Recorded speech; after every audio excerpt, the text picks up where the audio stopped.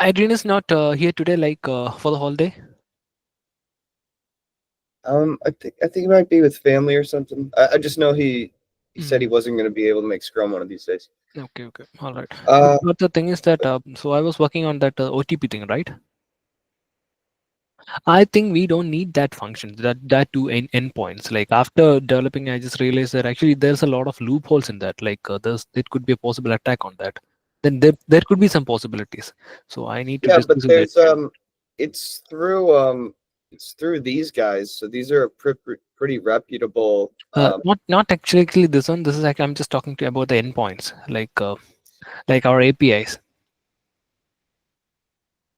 Oh, We okay. could have redesigned that actually. So that's why. Yeah, no problem. I'll talk about it tomorrow. Yep, I had that down here, but I guess Adrian's not available. So I mean, I guess we could still talk about it a little bit. Mhm. Yeah, Like all right. because Manan's here. So what are you thinking? Where do you feel like the security flaw is? Uh, I'll bring it up see the again tomorrow with Yeah, we Adrian. can just talk about it. Okay, all right. But what are your I just for Manan here, Yeah. so he So has an the idea. thing is that actually currently actually we have a send OTP endpoint that is in the backend, which is actually nowhere. Just we don't literally need that actually. Need in the sense actually, but the problem right here is that when we are actually logging in right now, we have the email and password, right? So we don't have this ease authenticated or ease two-factor authentication enabled function is already available. There is a possibility that is not available in our user context or our session or cookies or something like that. So the thing is that actually in order to send that send OTP function, we need to know that if he is a two-factor enabled or not, which is actually not available. So what I'm thinking is that actually we can merge this send OTP with the login. So what is the thing is that actually we will send this email ID and password directly to the login function. There we will be we will gather the user data using the email ID. So using the from that email ID, we will be selecting whether this user need a two-factor authentication or not. If the user on the two-factor authentication is there, we will call the send OTP. If it is not, we will directly log in. You understand the point, right? Manan, No, no, actually, your can't mic hear is off. you. Your mic is off. And Ashutosh, you may want to Yeah, so put you your don't two want to cents in. use So that listen endpoint to this. to send OTP. uh, we can still use it, but we can just call it inside from the login or something like that, or we can just directly write the code in the login itself. Either way, but we don't need to use it directly from the front end. Like I'm not sure about is there any other place we are just calling we are just using the send OTP if there or not. Like I'm just talking about particularly in the login actually. We are using in the setting page also, sending We are OTP. in the setting page also, so that we don't need to remove it. Actually, we can just like call it inside the login actually.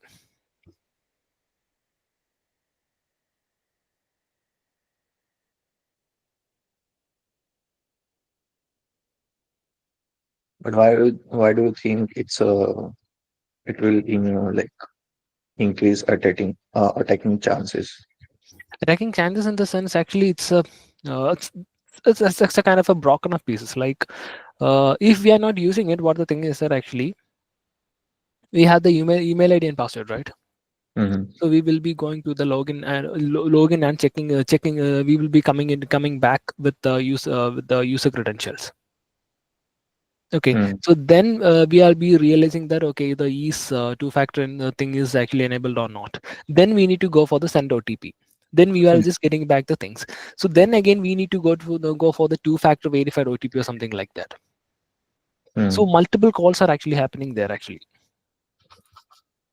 So I don't think that's a good idea. Like if we could have just finish it in just one or two calls, that would be better.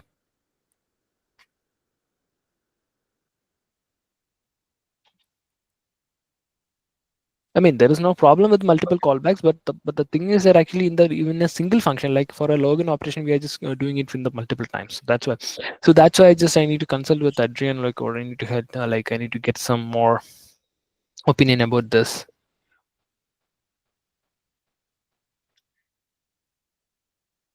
Yeah, And again, Now, one more thing is that our login is actually not right now. It is actually not equipped with just giving back the results if this guy is authenticated or not or something like that. He'll just literally just login function literally returns a 200. Like if the username and password is there, a success operation will be returned. So that means if the hacker can directly just bypass this one actually, because all these cookies is right there, so he can just simply go to the local storage and make it as a true. Okay. Well, at least something to chew on. I at least wanted it out there so that Manan heard Yeah, and Ashutosh heard, and we can something to just mull over in our heads. And tomorrow we can have more of a yeah, discussion that's going to lead towards a decision with Adrian. So, because then we'll have all parties apart. yeah, sure, sure. Okay. So that's great. Just wanted to touch base on that. What about this one as well? I'm pretty sure Adrian is the one who sent this to me, but I don't remember at this point. I should have taken a better note. It says Sangeeth raised a concern about the backend sessions and why we shouldn't use it. I told him that it would be an overhaul because most of the backend is written to use sessions. We agreed that it could wait after the alpha release. Does this kind of just tie in with using documentation? But well, I guess not. Like, why don't you want backend sessions? And Ashutosh and Manan, you guys should listen in on this. Like, what does this mean? Why shouldn't we use the backend sessions? No, actually, sessions was actually a part of the initial version. Like, so while Manan was actually developing this was a whole single project. So at that time, there was a use of a lot of sessions we were using. But right now, sessions will not be useful. Like useful in the sense we cannot use the sessions to transfer the data.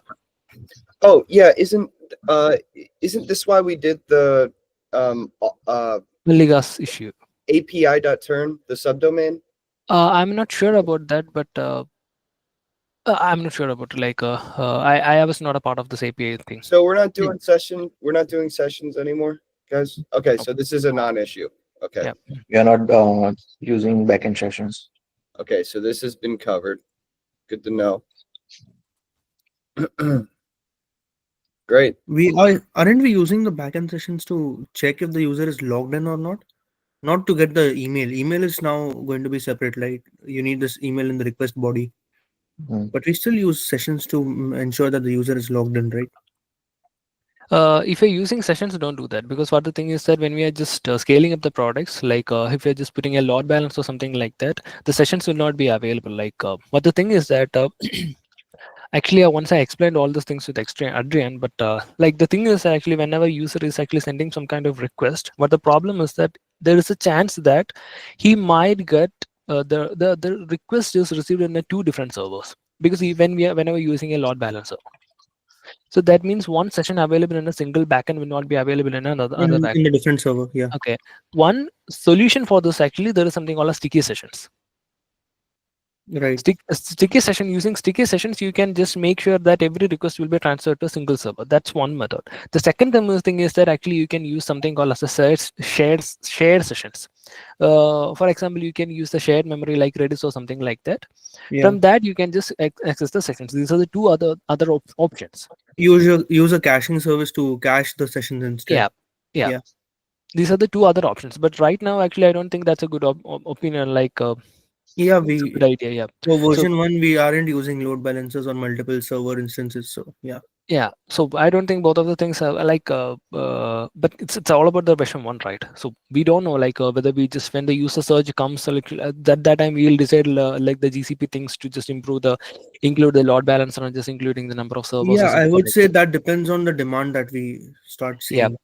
exactly. So, but whenever a sudden surge increases, what happens is that we will need to scale up. So at that time, we don't have the time to code actually. Yeah, we have to keep it ready, of Yeah. course. So that's what I said. I don't think sessions would be a good idea for that. If you're using it somewhere. Yeah. Understood. Okay. Let's move on for now. We can get more technical later. Let's just go over what everybody did for now. Ashutosh, I know what you did yesterday, and then we'll get through the rest of these comments after that. But Sangeeth, what did you do yesterday and what are you doing today? Yesterday I was not here. Like I do have a lot of jobs, like pending jobs to done. Like it's not here, like not the basis of turnkey. So Gotcha. I was not able to do anything. So today I will be continue with this thing, and I have some kind of works in the create password again, which is actually some Okay. kind of pending works over there. All right. And Manan, I know what you did all day yesterday. What are you doing today as it pertains to turnkey? Any Yeah, updates? I still have to update Git repository for the functions, for the backend functions. So Okay, I'm gonna update that thing. got it. And Jomar, what about you? What did you do yesterday and what are you doing today? So yesterday I started with the remove card, and I was done in sending a static card in the back end, and it receives it well. So now it's ready for a dynamic ID and profile payment ID from the get saved cards and edit function. So that's what I will work on later. After the get saved cards and edit is also done. Got it. Okay. And JP, what did you do yesterday and what are you doing today? Yesterday I updated a minor issue for the update card, and I did PRs checking, and currently uh, I'm editing or changing something from the trial process payment function. Okay. So I'd say that's in progress then. Ernest, how are we doing? What'd you do yesterday and what are you doing today? Okay, so yesterday I worked on so far I've been working on subscription PG. So yesterday I just confused it. Subscription page was already completed, but today I noticed it is not completed yet. So it is still using fake data from not from database. So I'm working on integration of fetching data from database for this page. That's all. Understood. Okay. And Mohammad, Mohammed's not here. Why didn't he join? Okay. Malika, how about you? I Did got you- yesterday I couldn't do anything because I had some other stuff like ready to do that because I have as my it's my in my I'm in my some finals of my semester. Okay. Yeah, So but nothing. today I will work on it. Don't worry. Okay, great. And Imam, how is your progress coming as far as G is concerned? Did you get any closer with those arrays? Right now, working with the AR arc. Arch. Hmm. Okay. So you're helping Manan and those guys out with that. All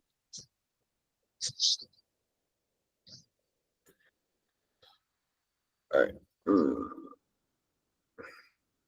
Okay, that's everyone. So let's I'm not sure. I feel like this blocking turnkey, it's probably a Wasim thing, I That's imagine. actually so I read up on this. China blocks services that they do not want to have come up Yes, in the region yeah, by no, themselves. we have to block ourselves before they block us. They'll block us if we naturally try to go in there Yeah. because there's too much freedom on our platform where people could use it to say they would let us in China, and then someone has to write one thing that doesn't align with their government ideals, and they would block it. Like, because there's the ability to write your own descriptions and write instructions, it would get ripped apart pretty quick. So except for like GitHub works in China, and the reason why is because they partner with a bunch of Chinese companies and government firms. So we cannot release our TernKey. The website can be released, but TernKey and Arch, maybe Arch, they're not able to be released into China. Actually, we probably should be safe and not do Arch either, unless we partner with somebody who holds our hand and lets us know how to play by all the rules out there. Yeah. So we have to preemptively block ourselves so that we don't ruin our reputation. the only way to do that is blacklist IPs. So just blacklist Chinese IPs altogether. Don't let them access anything And where would that happen? On the Server GCP side. on the server. on the server side? Okay, yeah. So this is a Wasim job. That's what I was thinking. There's Muhammad. Muhammad, how about you give us your update? What did you do yesterday, and what are you doing today? I've just completed the plan issues and submitted in the PR. So couldn't work yesterday much, but you can assign me new task. I think so. In the list, the rest of issues were assigned to anybody. So you can assign me now. Okay. So, all right, JP, you got that. Please assign Muhammad some more if he doesn't have any ready to go. Assign. It.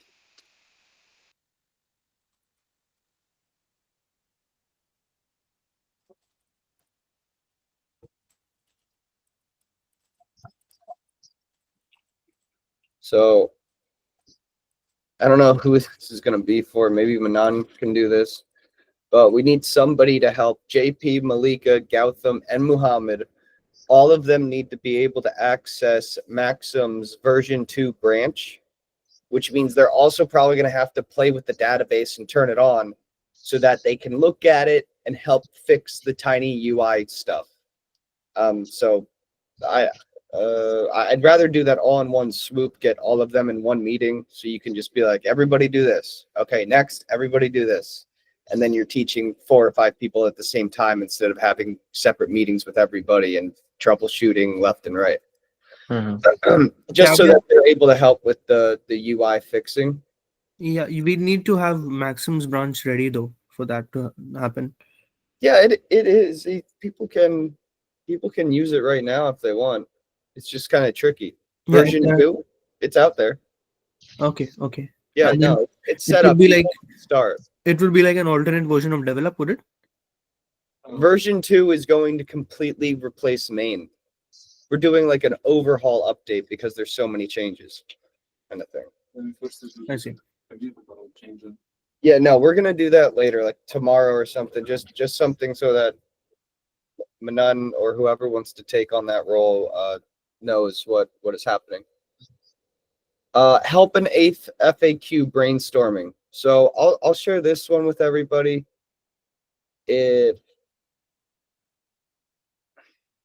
Copy link. If you guys just in Discord or during a Scrum, or even if you have edit access to this document because I'm sharing it, just throw in some other questions you think might show up, like really general ones. These are help and FAQs. So I'm putting like, what is TernKey? Look through these, be like, oh, it covered one of the ones I was thinking of. Then if you have a billing question that you think would be good, throw it down there. Just like, dumb questions that a first-time user, a first-time ever being exposed to the company, to the product, would be asking. And, shoot them here or shoot me a message like, hey, I think this would be a good help in FAQ. And we'll just keep on adding to this because this should really, it should take up its own page on the website and end up being like hundreds of FAQs kind of thing. So if we have a solid 50 of our own to start off, then we start getting customer feedback, and then we just let that populate the FAQs like actually through like we'll actually set up a database for that to happen. Okay, so just a little side note on that. Does anybody use WebStorm? WebStorm IDE? Yes, I'm using it. Okay, Muhammad uses it. Does anybody use Cursor other than Manan and Ashutosh? I'm using Cursor. Cursor, yeah, I'm just trying it, but I'm not sure about like how the things works. Just a sure baby how step, it works. just baby steps. Like the full potential, I need to just unleash the full potential of it. Well, apparently Manan and Ashutosh are becoming big fans of it. So if you have questions, I'd ask them. They seem to know how to Okay. I'm get a lot using out of it. Cursor. Sure. And Ernest, you're using Cursor? Yeah, of course.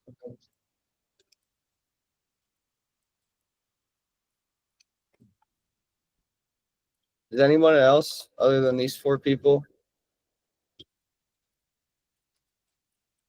Nope. Okay. And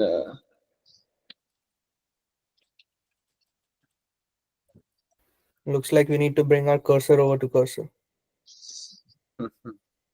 well,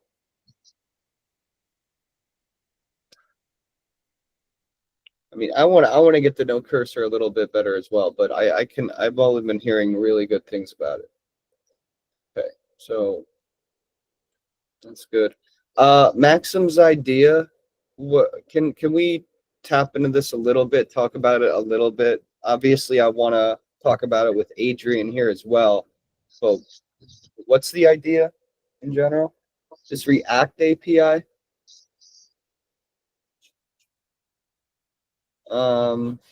This one. Oh, the linting stuff. Yeah. Yeah. So why did you think this was great, Ashutosh? It sets up general rules and guidelines in place. So and whenever a developer tries to push their commits or compile their code, linters will let them know, hey, this does not work unless you do this. It won't come up correctly. So what would you call this? Is it a tool, a principle, a guideline? Wow, that's And then I'm doing my best to separate all of these ideas that we have that we know we want to implement. And like a definition is something that actually is about TernKey, like extremely specific API documentation, actual story points, the company guidelines are actual things that we have defined, like we made them up kind of stuff. But all this other stuff is existing. So what would you call this? yeah, this would they are separate packages that that exist on npm. So ESLint is a widely popular one. So it sounds like a tool. This means, Yeah, but it is a tool. if you push your code, commit your code, it will actually say that there's a conflict, but not because it breaks the code, but because it breaks convention. Yeah, It's like a so it spell is check. Like, when you compile your code and when you start testing it out on your local, even then inside your terminal it will throw up errors, it will throw up warnings. okay, And what should I call this? a tool would be good. Yeah, but what linting tool? Yeah, linting. Just there is a caveat to this that when you deploy to the server, it will if you have hard rules in place, strict rules in place, it will break and it will throw out errors instead of letting the deployment go through. So Wait, can you say that again? there are if there are strict rules enabled and those rules are not followed, and even if there's one instance that does not follow those rules, there's one line of code that breaks one of those strict rules, the deployments will fail. So every developer needs to follow all of these rules strictly. We could also just bypass this by making sure that there are no strict rules in place. All of these rules that we set up are sort of soft rules that you could choose to follow or ignore, but it will still be a good way for us to get on the same standard of coding. It's not a standard if they're soft. Yeah, so We're gonna want to keep them that's the up. thing. We either go through the strict route or through the Yeah, we want to be more strict than not, but we just want to be, like Sangeeth said, we don't want to have a lot of strict to where it's constricting, but we do want them to have really strict rules, but only So some that we when we follow. do have this in place, a good idea would be for everyone to have a meeting and pull up some sort of code formatters on their system, let's say Prettier. And when we define these rules in lint, ESLint or whatever, we would have to make sure that all of our formatters have the same rules in place. So every time you make changes to your code, just run the formatter or have the formatter run on autosave when you save your code. And then by default, your code will adhere to these practices. I think the TypeScript code will be like default strict, like will be in Yeah, the type. stricter list. Like unless you just there is a like it's a config file, I guess, in TypeScript where you can just make it strict false and true or false. Like Yeah, but the fact is that you can still bypass all of these in TypeScript by just using any. any is there, but I can understand, but I don't supposed to use the any, but in some cases, like if you're just sending some JavaScript response to another function, you Yeah, might need to use any. or if you get data that rapidly changes through an API. Yeah, then in those cases, you need to use API. Not API, Any, the any any. one. Yeah. Understood. Okay, that's great, guys. Thanks. Just one more thing to go over. So I'm glad what happened last night happened, and I'll explain it. This actually, all right. So that wraps up Scrum. I'm gonna stop recording Scrum because I don't want to.